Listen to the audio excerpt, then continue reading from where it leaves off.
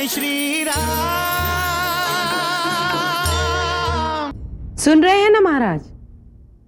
राम की प्रतिज्ञा सुन रहे हैं? राम, तुम सत्यवचनी हो, जो कहोगे वो करोगे। मुझे तुम पर पूर्ण विश्वास है कि तुम अपना वचन, अपनी प्रतिज्ञा अवश्य पूरी करोगे। तुम्हारे पिताजी को कोई कष्ट नहीं है और ना ही वो क्रोधित हैं, व्याकुल हैं, क्योंकि तुम्हारे पिताजी का बहुत स्नेह है तुम पर। इसीलिए वो तुमसे कह नहीं सकते कि तुम्हारा राज्याभिषेक नहीं होगा।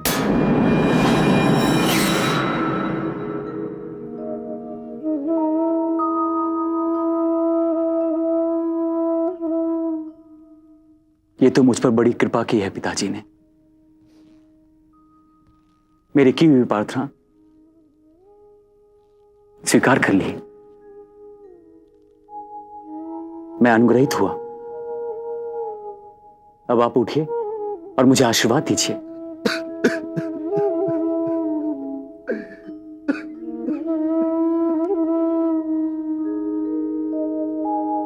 मां, कोई और बात भी है? धर्म संकट। कैसा धर्म संकट? तुम्हारे पिताजी इस समय दौराहे पर खड़े हैं राम। एक तरफ पुत्र का प्यार है तो दूसरी तरफ मुझे दिया हुआ वचन। यदि पुत्र का प्यार निभाते हैं तो वचन भंग का पाप उनके सिर पर आता है, और यदि मुझे दिया हुआ वचन निभाते हैं तो पुत्र का राज्याभिषेक नहीं होता।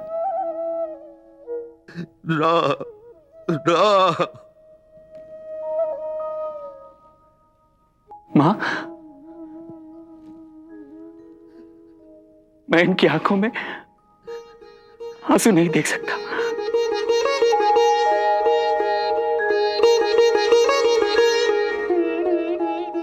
मां, मुझे इतना विवश मत समझिए। मैंने प्रतिज्ञा की है, इस प्रतिज्ञा को पूरी करने में मेरी सहायता कीजिए। तो ध्यान से सुन लो राम। महादैत्य शंबर के विरुद्ध युद्ध के दौरान मैंने महाराज के प्राणों की रक्षा की थी। मुझसे प्रसन्न होकर महाराज ने मुझे 2 वरदान दिए थे। मेरे पहले वर से मेरे पुत्र भरत का राज्याभिषेक, तुम्हारा नहीं। और दूसरा? तुम्हें तपस्वी के वेश में 14 वर्ष का वनवास।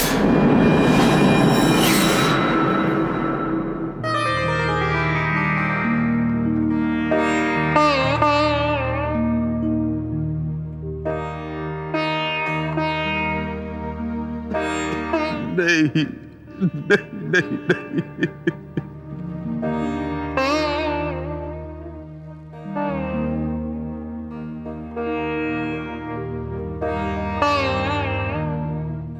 पिताजी, बस इतनी सी बात से आप इतने दुखी हैं?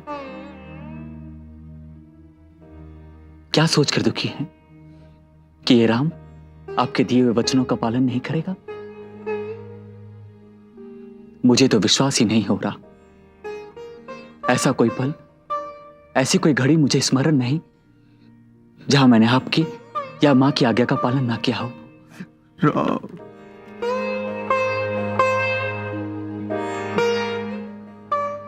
पिताजी, ऐसी कोई घटना, ऐसा कोई वृतांत मुझे याद नहीं जहां मैंने आप दोनों की आज्ञा का उल्लंघन किया हो।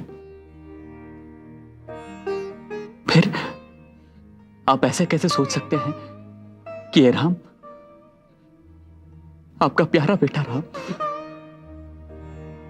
आपका आदेश नहीं मानेगा? मां, मेरे पिताजी धैर्यवान हैं, सहनशील हैं, नीतिवान हैं, विवेकी हैं, न्यायपालक हैं, धर्म पालक हैं, एक सर्वगुण संपन्न पिता हैं। वो अपने पुत्र के गुण और अवगुणों से भली भांति परिचित हैं। वो ऐसा सोच ही नहीं सकते कि उनका पुत्र राम आज्ञाकारी नहीं है। तुमने सदैव अपने माता पिताजी के वचनों का पालन किया है, इस समय मेरी तुमसे यही विनती है कि अपने पिताजी को समझाओ,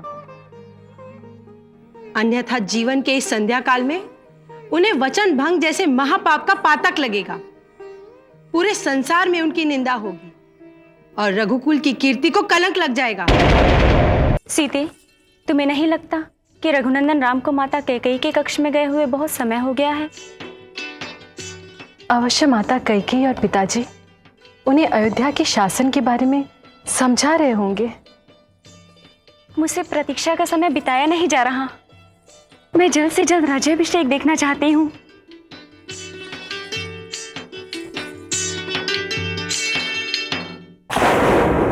अपने पिताजी को कलंकित होने से बचाने का कार्य तुम्हारा है राम। वो तो संकोच के कारण तुमसे कुछ कह नहीं पा रहे हैं, लेकिन तुम्हें सब समझकर अपना उत्तरदायित्व निभाना है। माँ, वो पुत्र बड़ा भाग्यशाली होता है जो अपने माता पिता के वचनों को पूरा करता है, उन्हें संतुष्ट करता है। भरत तो मेरा प्रिय भाई है। मैं अपने हर भाई को अपने प्राणों से भी अधिक चाहता हूं। उनके उत्कर्ष में ही मेरा उत्कर्ष है।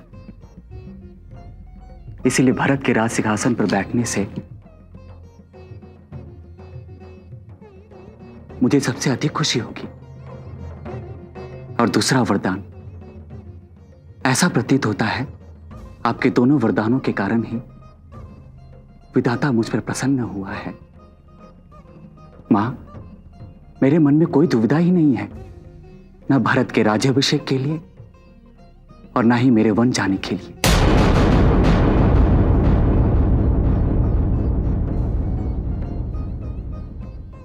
यदि मेरा राज्याभिषेक होता तो मैं राजनीति में ही उलझ जाता, परंतु अब मुझे वन में भेजकर आपने मुझे अनुग्रहित कर दिया है।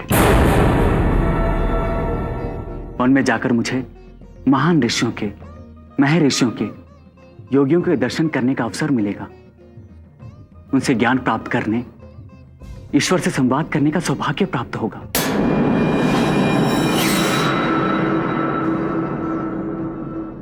मां, निवृत्ति के पश्चात हर कोई वानप्रस्थाश्रम स्वीकार करता है, परंतु मेरा हित ध्यान में रखकर आप मुझे युवावस्था में ही वानप्रस्थाश्रम भेज रही हैं।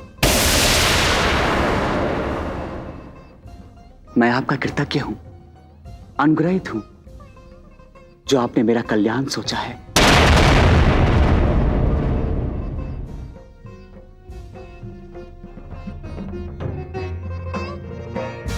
मां की इच्छा पूर्ति, पिताजी के वचनों का पालन करना, भाई का राज्याभिषेक, महर्षियों के दर्शन और उनसे ज्ञान प्राप्ति, मेरा तो हर तरफ से कल्याण ही कल्याण है, उत्कर्ष ही उत्कर्ष है। यदि ऐसे कल्याण को ठुकराकर मैं वन ना जाऊं तो उन मूर्खों के समाज में मेरी पहली गिनती होगी जो अमृत को ठुकराकर विष मांग लेते हैं।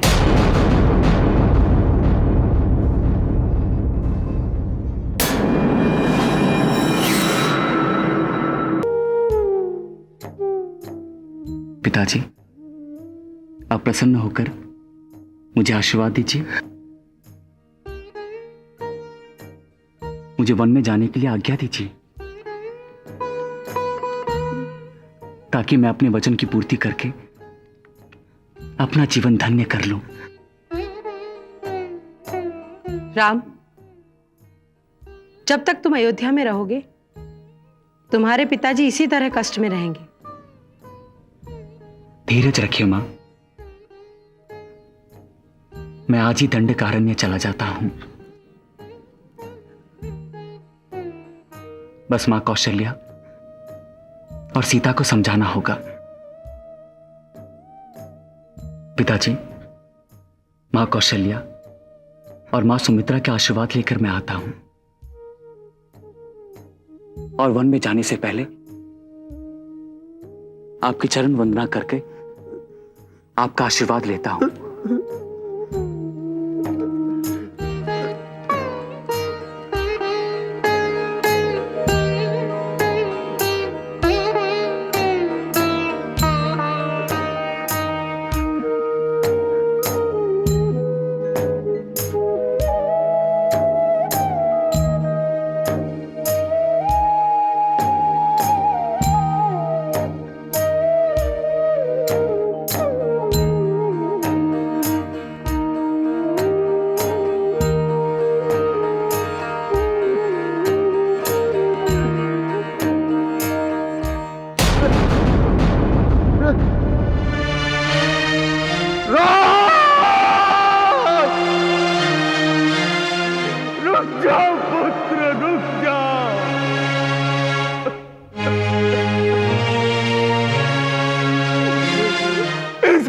नातनी की बात मत सुनो।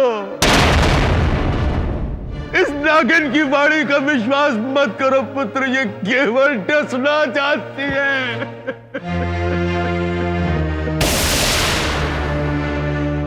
मेरी चिंता मत करो पुत्र, मेरी चिंता मत करो। हो जाने दो मेरा वचन भंग,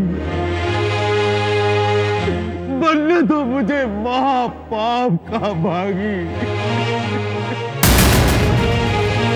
हो जाने दो समस्त संसार में इस दशरथ की निंदा, लग जाने दो मेरी कीर्ति पर कलंक। यदि मुझे नट में भी स्थान नहीं मिलता तो न मिले, न मिले, किंतु तुम मुझे छोड़ के मत जाओ ना, मुझे छोड़ के मत जाओ। इस कहकर की कोई भी बात मत सुनो पुत्र, कोई भी बात मत सुनो। वनवास मत जाओ।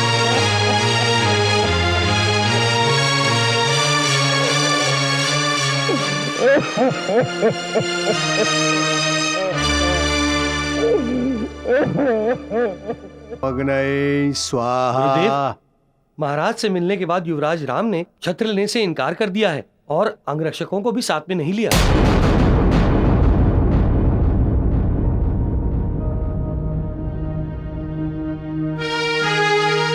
अपने इस वृद्ध पिता को छोड़कर मत जाओ राम, मत जाओ।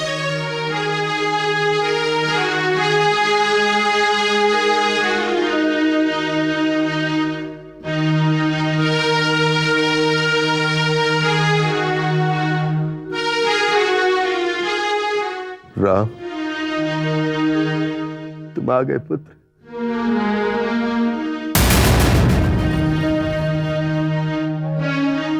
राम, मैं जानता था कि तुम अवश्य आओगे।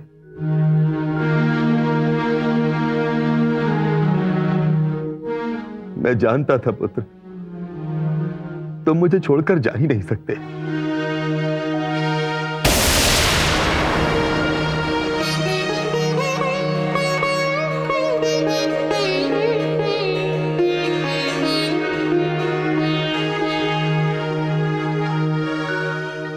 गुरुदेव।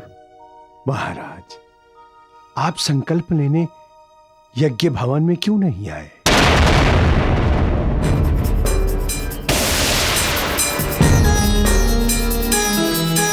आप राम के राज्याभिषेक से दूर क्यों रहना चाहते हैं?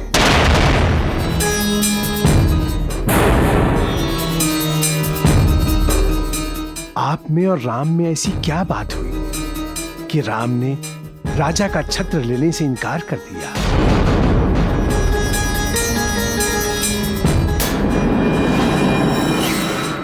और अंग रक्षकों की सेवा लेने से भी इनकार कर दिया?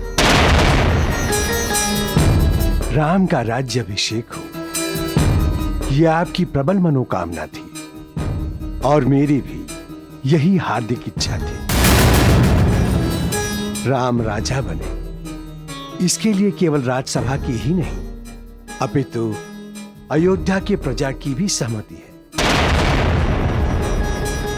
महाराज, अब आप इस बात को स्पष्ट कीजिए कि राम का राज्याभिषेक होगा। बताइए महाराज, क्या आज राम का राज्याभिषेक होगा?